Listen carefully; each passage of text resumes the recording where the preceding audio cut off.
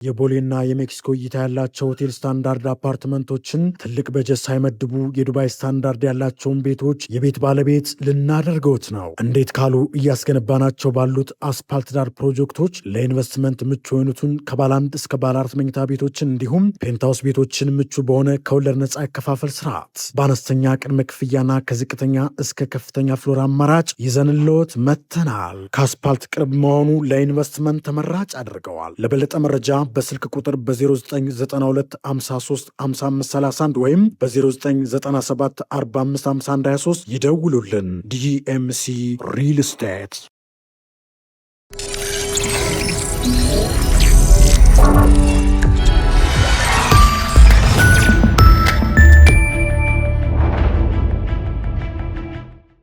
ይህ አዋዜ ሰበር ነው። የፕሬዝደንት ዶናልድ ትራምፕ የካቢኔ አባላት አሜሪካ ኢራን ላይ ከዚህ በፊት ታይቶ የማይታወቅ የኢኮኖሚ መገለል እንዲደርስባትና የተጣለባትን የባህር ከበባና አቀባም ላልተወሰነ ጊዜ እንዲቀጥል ማድረግ ትችላለች ሲሉ ተናገሩ። ይህ በእንዲህ እንዳለ ኢራን ዳርቻዎችን እየበከለ ነው ላለችው የነዳጅ ዘይት ፍሳሽ ካሳ እንዲከፈላት ጠየቀች። ምክትል ፕሬዚደንት ጄዲ ቫንስ እንደተናገሩት ከኢራን እጅ የኒውክሌር ዘንግ ማስጣል ለአሜሪካ ሁለተኛ ደረጃ ጉዳይ ነው። ዋናውና አንደኛ አንገብጋቢው የነዳጅና ጋዝ ዋጋን ለአሜሪካውያን በርካሽ ማቅረብ ነው ብለዋል። ግባችን እሱ ነው አሉ ጄዲ ቫንስ ለፎክስ ኒውስ ሲናገሩ።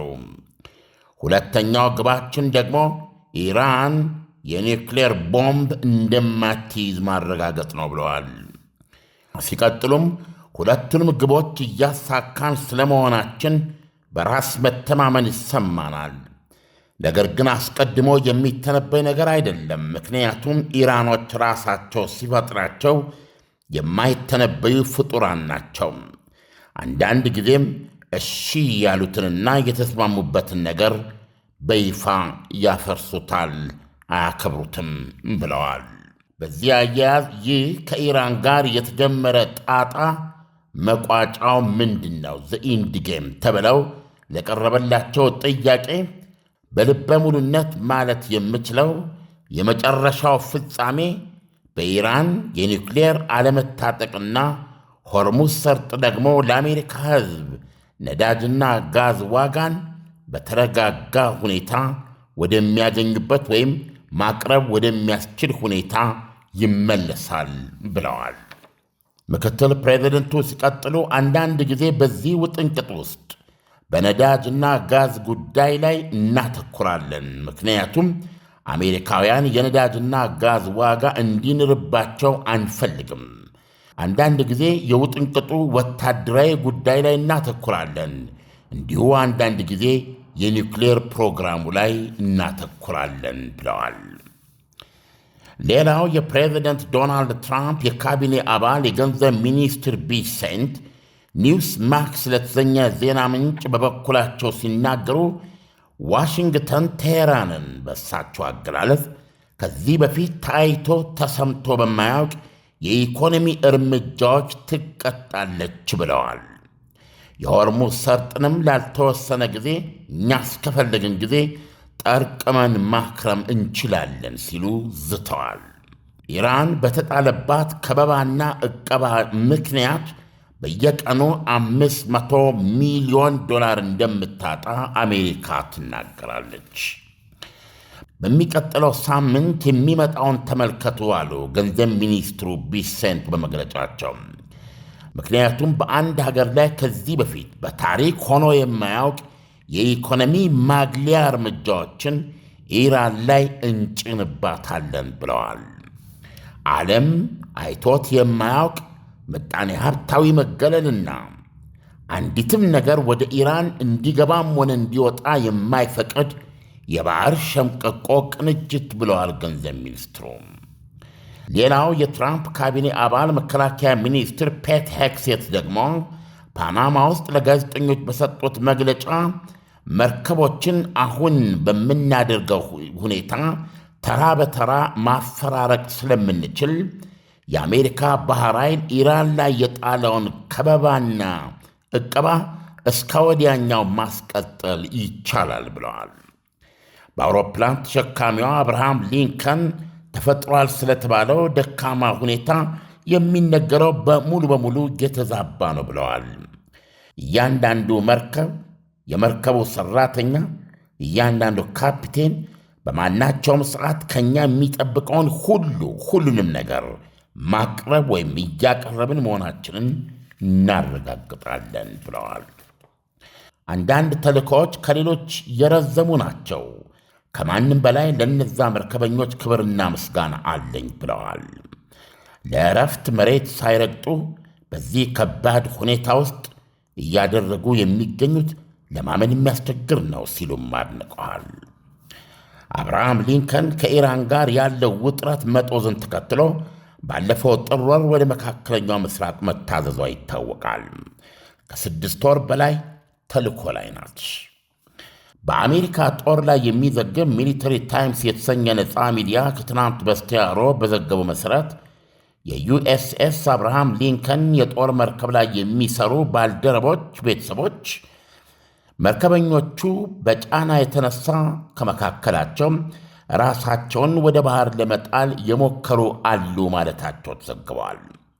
የአሜሪካ የሁለቱም ቤቶች እንደራሴዎች በመርከቧ ላይ ተፈጠረ የተባለውን ችግር በማስተጋባት ስጋታቸውን ከመግለጻቸው ጋር መርከቢቱንና 5000 ሠራተኞቿን የምታሳርፍ መሳ አውሮፕላን ተሸካሚ መርከብ ዩኤስኤስ ጆርጅ ዋሽንግተን ወደ ስፍራው እንድትላክ የታቀደ መሆኑ ተዘግበዋል።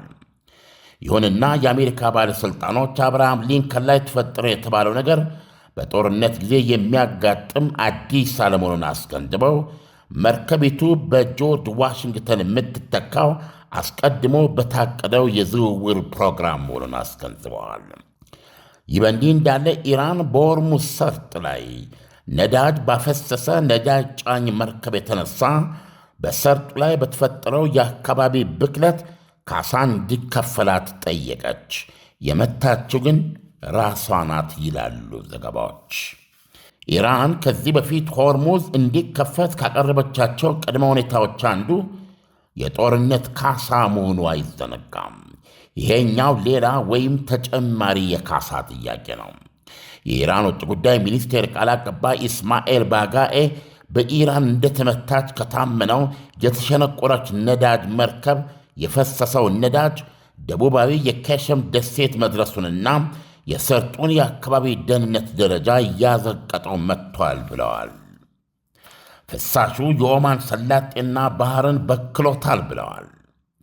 በመላው ዓለም የመርከቦችን እንቅስቃሴ የሚከታተል የአሜሪካ የመርከብ ድካ ተከታታይ ድረገጽ እንዳለው የዚህ ግዙፍ በካይ ፍሰት ምንጩ ኦገስት 3 በፈረንጅ በኢትዮጵያ ሐምሌ 27 ቀን በኦማን ባሕረ ሰላጤ በኢራን በተመታው ግዙፉ ጫኝ ሚኖአን ፓዮኒር መርከብ ነው። ፍሳሹ ቀጥሎ ወደ ኢራን ሰላጤ እየተንሳፈፈ ደረሰ ብሏል ድረገጹም። በኢራን ሆርሞዝጋን ደቡባዊ ክፍለ ሀገር የአካባቢ ጥበቃ ዲፓርትመንት ኃላፊ ሐቢቢ ማሲሂ ሆርሙዝ ሰርጥ መሃል ወደምትገኘው ኬሸም ደሴት የደረሰው ፍሳሽ እስካለፈው ሮብ ዕለት ብቻ ሙሉ በሙሉ በሚባል ደረጃ መጽዳቱን ተናግረዋል። ኃላፊው ጨምረው እንደገለጹት በብከላው 32 ካሬ ኪሎ ሜትር የሚሆን የዳርቻው አካባቢ የነዳጅና ጋዝ ብክለቱ ተጠቂ ሆኗል። ወደ 32,000 ካሬ ኪሎ ሜትር የዳርቻ ስፍራዎችና 90,000 ካሬ ኪሎ ሜትር የሚሸፍን የውሃ አካባቢ ተጎድቷል ብለዋል። ቃል አቀባይ ባጋይ ሲናገሩ በቅርብ 10 ዓመታት ውስጥ ፍሳሾቹ በኢራን የዳርቻ ስፍራዎች ላይ በትሪሊየን ዶላሮች የሚቆጠር ክስረት አድርሰዋል ብለዋል። ኢራን የካሳ ጥያቄ ታቀርባለች ብለዋል። ኢሳያስ የአሜሪካ ካቢኔ አባላት ዋነኞቹ ናቸው የተረባረቡት። ምክትል ፕሬዚደንት ጄዲ ቫንስ፣ ገንዘብ ሚኒስትሩ ቢሴንት፣ እና መከላከያው ፔቴክሴት የተናገሩትን በአንድ ቃል ማስቀመጥ ቢቻል አሜሪካ ወደ ኢኮኖሚው ጦርነት በበለጠ ትጋትና ሐሳብ አፍላቂነት እየዞረች መሆኗን ያሳያል። ኢሳያስ ዓለም በእርግጥም አሁን የአሜሪካን ታላላቅ ባለስልጣኖች ርብርብ ከምን የተነሳ ነው ማለት ይቻላል። ከአሁን ቀደም ዶናልድ ትራምፕ ነበሩ በቀጥታ የሚናገሩ። አሁን ግን ከዶናልድ ትራምፕ ወደ ሌሎቹ መሸጋገሩ ምን የተለየ ነገር የሚያመጣላቸው ይኖራል? ኢራንስ ምንስ የተለየ ትኩረት ልትሰጠው ትችላለች? በሚታሰበውስ መጠን በኢኮኖሚው ረገድ የተሳሰረ አሁን ቀደም ከነበረው የተለየ ጫና ማሳደር የሚችሉበት ሁኔታዎችስ መፍጠር ይችላሉ ወይ እነዚህ ባለስልጣናት? ዳና የውስጥ እግር ማሳጅ የረኩበትንና ጥቅሙን በሚገባ ያጣጣሙበትን አገልግሎቱን በማስፋፋትና በማሳደግ እነሆ ሁለተኛ ቅርንጫፉን ከፈተ። ዳና በአዲሱ ቅርንጫፋችን ሙሉ የማሳጅ ስቲም፣ የሳውናና የሞሮኮ አገልግሎት መስጠት ጀምረናል። ለቤተሰብ ለጥንዶችና ለሙሽራዎች ከነሚዜዎቻቸው ዳና ማለፊያ ምርጫ ነው። ዳና ቁጥር 1 ብስራተ ገብርኤል አፍሪካ ህንፃ 3ኛ ፎቅ። አዲሱ ቅርንጫፋችን ቡልጋሪያ ማዞሪያ በግዙፉ ድሪም አፓርትመንት። ዳና አክቹዋሊ እንግዲህ ሁኔታው አሁን ባለ ሁኔታ እንደምታየው ዝም ነው። የዚህ ያልተግባብቶ ስምምነት ጉዳይም ሽማግሌዎቹ ሊያንቀሳቅሱት አልቻሉም። የዚህ ምክንያቱ ደግሞ በዋነኛነት ኢራን ለሆርሙዝ ሰርጥ መከፈት ያቀረበቻቸው ቅድመ ሁኔታዎች ናቸው። ቅድመ ሁኔታዎችን ደጋግመን ገልጸናል። ጦርነቱ ሙሉ በሙሉ ቆሞ አሜሪካ ወደዚያ ስፍራ ያሰማራቻቸው ሰራዊቶች እና የጦር ማሽኖች እስኪወጡ፣ ኢራን በጦርነቱ የደረሰባት ካሳ ሙሉ በሙሉ እስኪከፈላት፣ እንደገና ደግሞ በማዕቀብ የተያዘባት ከ100 እስከ 167 ቢሊዮን ዶላር በአንድ ጊዜ እስኪለቀቅላት ድረስ እነዚህ ሶስት ቅድመ ሁኔታዎች በተጨማሪም ብዙ ነው። በጦርነቱ በሊባኖስም በጋዛም እንዲቆም መደረጉን ጨምሮ እነዚህ ቅድመ ሁኔታዎች ተፈጻሚ ካልሆኑ በስተቀረ ሆርሙዝ ሰርጥ እንደተዘጋ ይኖራል ያለችው። ስለዚህ አሁን ሽማግሌዎች ይህንን ከሞላ ጎደል ሞቷል አልተቀበረም እንጂ ያልተግባብቶም ስምምነት ላይ ነፍስ ለመዝራት ምንም አይነት ጥረት እንዳያደርጉ ወይም ቢያደርጉም አስቸጋሪ የሆነባቸው ቅድመ ሁኔታ ነው። በዚህ ቅድመ ሁኔታ የተነሳም ዶናልድ ትራምፕ አሜሪካም ባለፉት 50 ዓመታት በኢራን አብዮተኞች በራሷ ዜጋና በሊባኖስ፣ በሶሪያ እና በተለያየ የዓለም ስፍራዎች ለደረሱ የሞት በብዙ 10 ሺዎች የሚቆጠሩ እልቂቶች ካሳ መክፈል አለባት የሚል ቅድመ ሁኔታ በይፋ አስቀምጠዋል። እነዚህ ሁኔታዎች ድርድሩ እንዳይንቀሳቀስና ምንድነው እየተደረገ የሚለው የጦርነቱ ባህሪን እየለወጡት መጥተዋል። ስለዚህ አሁን ሶስት ሚኒስትሮች የነገሩን አሜሪካውን ቦምብ ጭኖ ቦምብ በኢራን መሠረተ ልማቶች ላይ ከመጣሉ ወታደራዊ ዘመቻ ይልቅ አንደኛ በየቀኑ 500 ሚሊዮን ዶላር ታጣበታለች ያሉትን የባህር ከበባ ላልተወሰነ ጊዜ ዓመት 2 ዓመት ጭምር ሊሆን ይችላል ማለት ነው። ምክንያቱም አሜሪካ ለምሳሌ አሁን ይሄ ችግር ተፈጠረባት ባህረተኞቿ ዘለው ለመውደቅ ሞከሩ የተባለባት አብርሃም ሊንከን አሁን በዩኤስኤስ ጆርጅ ዋሽንግተን ትተካለች። ልክ እንደዛ ሁሉ እሷን ስተካ እዛ ያሉት ዲስትሮየርስ የሚባሉት ዋነኛ ሚሳኤል ተኳሽ እና መርከቧን የሚጠብቁ ትልልቅ መርከቦች ናቸው፣ ተዋጊ መርከቦች ናቸው። እነሱም አብረውን የሚለወጡት መርከቧ ስትንቀሳቀስ አብረዋት የሚሄዱት ተዋጊ ምድቦች እንዳሉ ነው የሚቀየሩት። ስለዚህ የሚተኳት ደግሞ ፍሬሽ የሆኑ እንደዛው ሌሎች ዲስትሮየርስ ነው የሚተኳት። ስለዚህ እንደዛ ማድረግ ስለምንችል ለምትለውን አሜሪካ ይሄንን ኢራን ላይ የጣልነውን ከበባና ዕቀባ እስከፈለግነው ጊዜ ማስቀጠል እንችላለን። አሁን ይችኛዋ 6 ወር ቆይታ ሄዳለች። ጆርጅ ዋሽንግተን ሌላ 6 ወር ቢቆይ እንደገና ደግሞ ሌላ አውሮፕላን ተሸካሚ ደግሞ ሌላ 6 ወር ይተካዋል ማለት ነው። ስለዚህ ይሄ አቅም ስላለን ኢራንን እንደጠረቀምናት እንደቆለፍናት አንዲት ነገር ወደ ውስጥ አይገባም፣ አንዲት ነገር ወደ ውጭ ሳይወጣ በዚህ ማቆየት እንችላለን። በዚህ ላይ ደግሞ እንግዲህ የገንዘብ ሚኒስትሩ እንግዲህ በአጠቃላይ ሀገሪቱ የማዕቀብ ውሳኔ ፕሬዚደንቱ ዋይት ሃውስ በሚወስድበት ጊዜ ተግባራዊ ቦታ እርምጃውን የሚወስደው የገንዘብ ሚኒስቴር ነው። ምክንያቱም የገንዘብ እንቅስቃሴውን የሚቆጣጠረው እሱ ስለሆነ በሚቀጥለው ሳምንት ተመልከቱ ብለዋል። ከዚህ በፊት በታሪክ አንድ ሀገር ከቀሪው ዓለም ኢኮኖሚ ጋር በኢራን ደረጃ ተገልሎ የማያውቅበትን ሁኔታ እንፈጥራለን፣ ያንን እውን ለማድረግ እርምጃዎች እንወስዳለን ብለዋል። ስለዚህ እነዛ እርምጃዎችን የምናውቃቸው የሚቀጥለው ሳምንት ነው ማለት ነው፣ ከበባው እንዳለ። ስለዚህ ኢራንን በኢኮኖሚ ማሽመድመድ እንደሚችሉ እያሳዩ ነው ያሉት እና ወደዛ እያዘነበሉ መምጣታቸውን ነው የሚያሳዩ። ዓለም ኢራንን በኢኮኖሚ በማዕቀብ ማሽመድመድ እስካሁን እየተደረገ አይደለም ወይ? አሁን ምን አዲስ ነገር አለ? በሌላ መልኩ ደግሞ ስንመለከት የአሜሪካን ምክትል ፕሬዚዳንት ጄዲ ቫንስ ዋናው ተቀዳሚ ዓላማችን ለአሜሪካ ሕዝብ የጋዝ ዋጋ መቀነስ ነው፣ ሁለተኛው አሜሪካ ኢራን ኒኩሌር እንዳትታጠቅ ማድረግ ነው ያሉ የዘረዘሩት አካሄድ አለ። ከአሁን ቀደም ይሄ ነበር ወይ የመጀመሪያ ግብና ዓላማቸው? ለአሜሪካውያን ጋዝ ቅነሳ ሲባል ነው ወይ ይሄ ጦርነት የመጣው? ለአሜሪካውያን የጋዝ ቅነሳ ሲባል ዓለም ይሄን ሁሉ ዋጋ መክፈልስ ነበረበት ወይ?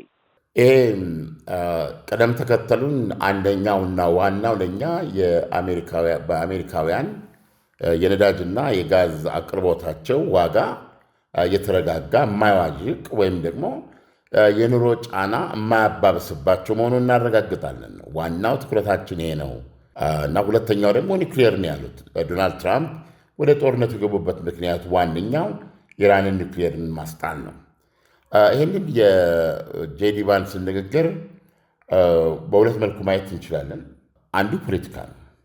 ዶናልድ ትራምፕ እና መንግስታቸው የሚተችበት አንዱ ምክንያት ከማጋ ሜክ አሜሪካ ግሬት አጌን ንቅናቄ ዶክትሪን ወይም ፖሊሲ ውጪ ነው የሚንቀሳቀሱት።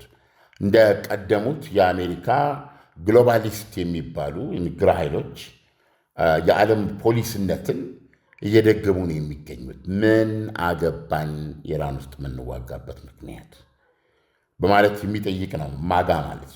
ይህ ደግሞ ፕሬዚደንቱ በየጊዜው በህዝብ አስተያየት መመዘኛ እየቀነሱ ለመጡበት ነገር ምክንያት ነው በደጋፊዎቻቸው ዘንድ ማለት ነው።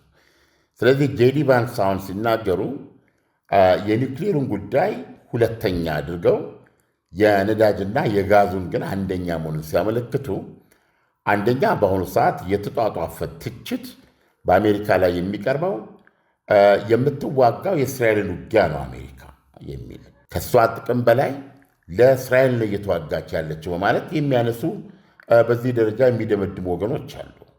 ስለዚህ የጄዲ ቫንስ ንግግር ስታየው ፖለቲካዊም ነው የምልህ ለዚህ ነው። እዚህ አሁን ከኢራን ጋር ያለው ፍጥጫ ዋነኛው ምክንያት የአሜሪካውያን ጉዳይ መሆኑን የአሜሪካውያን የነዳጅና የጋዝ ጉዳይ መሆኑን ነው። እንግዲህ የሚቀጥለው ምርጫ ተወዳዳሪ ናቸው ጄዲ ቫንስ እና በማጋ በሚባለው ንቅናቄ ውስጥም ትልቅ ተስፋ የተጣለባቸው ሰው እሳቸው ናቸው። በዚህ ጦርነት ላይ ጦርነቱ ማንኛውም መንገድ ማንኛውም ስምምነት እንዲቆምና አሜሪካ ከዚህ እንድትወጣ የሚፈልጉ ናቸው። ይሄ ደግሞ የማጋን ፍላጎት የሚያንጸባርቅ ነው። ስለዚህ ከዚህ አቋማቸው አንጻር አሜሪካ ጦርነት ውስጥ ያለችው ለአሜሪካ ጥቅም ነው በዋነኛነት። የኒውክሌር ስጋቱ ደግሞ በሁለተኛ ደረጃ የሚታይ ለእስራኤል እንግዲህ እንደምታውቀው የመኖር ያለመኖር ጥያቄ ነው። የኒውክሌር ጉዳይ ቁጥር 1 ነው። እሳቸው ያቀረቡ ደግሞ በቁጥር 2 ነው። ስለዚህ የእሳቸውን ፖለቲካዊ ቤዝ ጥሩ ስሜት ይሰጠዋል ማለት ነው። በአንድ በኩል ስታዩ ማለት ነው። እስካሁን የተደረገው አሁን የተባለው ማዕቀብ ኢራንን ይጎዳታል ወይ ለሚለው ጥያቄ መቼም እንግዲህ በየቀኑ $500 ሚሊዮን ማጣት እና ሀገሪቱ ወደ ውጭ ማትሸጥ ምንም ነገር አለመሸጧ ቢቀር እንኳ ከውጭ ስንት ነገር ታስገባለህ? የ90 ሚሊዮኖች ሀገር ናት።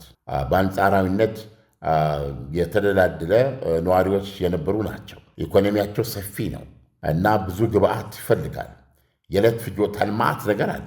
ስለዚህ ወደ ኢራን ምንም ነገር በማይገባበት በባህር ዝም ብላ አትቀመጥም። በካስፒያን ባህር እንዲሁም ኩታገጠም በሆኑ ግዛቶች በመሬት የምታደርጋቸው ነገሮች ሊኖሩ ይችላሉ። ነገር ግን በሰላጤው ላይ በተንሰራፋ ዳርቻዎቿ ላይ ባሏት ወደቦቿ አማካኝነት በገፍ ልታስገባ የምትችለውን የፍጆታና የጥሬ ዕቃ እንዲሁም የመሳሰሉትን ነገሮች ስታስብ ወደ ገበያ ልታቀርበው የሚገባው ነዳጅን ጨምሮ የፔትሮሊየም ውጤቶችና ሌሎችንም ምንም ነገር መሸጥ እንደማትችል ስታስበው ቀን እየረዘመ በሄደ ቁጥር የምታጣው ገንዘብ እጅግ ግዙፍ መሆኑን ማስላት አይከብድም። በየ10 ቀኑ $5 ቢሊዮን ታጣለች ማለት ነው። በየወሩ $15 ቢሊዮን ታጣለች። በየ3 ወሩ $48 ቢሊዮን፣ በየ6 ወሩ $90 ቢሊዮን። ይሄ ነገር ዓመት ከቀጠለ $180 ቢሊዮን። ስለዚህ ይህን መቼም ማንም ሰው መገመት ይችላል። እና በተጨማሪም ደግሞ በሚቀጥለው ሳምንት ተጨማሪ ያሏቸውን ማዕቀቦች እንደሚገልጹ ነው ያስታወቁት የገንዘብ ሚኒስትሩ።